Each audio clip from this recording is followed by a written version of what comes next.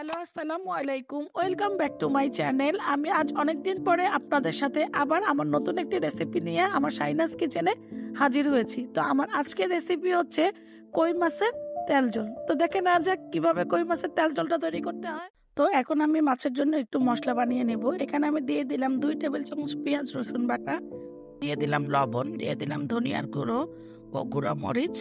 এখন আমি দিয়ে দিব হলুদ, আর দিব সামান্য মাছের মশলা আর জিরার গুঁড়ো, আর দিব তেল। এখন এগুলোকে আমি খুব ভালো করে মিক্স করে নিব।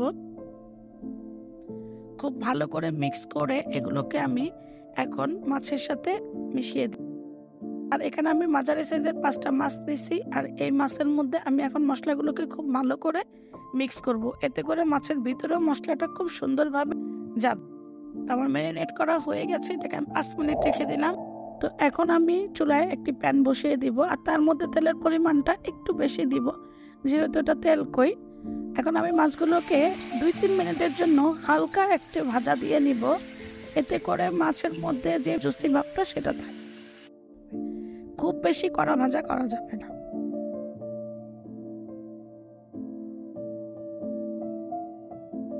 এই তো মাছগুলো আমার ভাজা হয়ে গেছে, এখন আমি এগুলোকে উঠিয়ে নিব।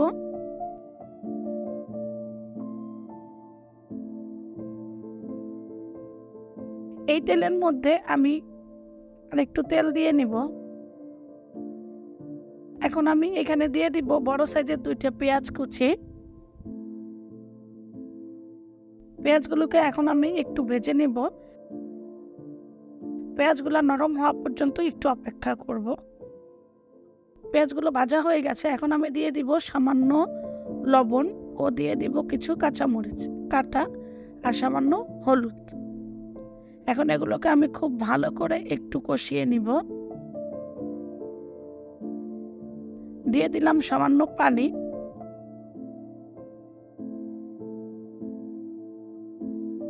এখন আমি ঢাকনা দিয়ে রেখে দিব 5 মিনিট।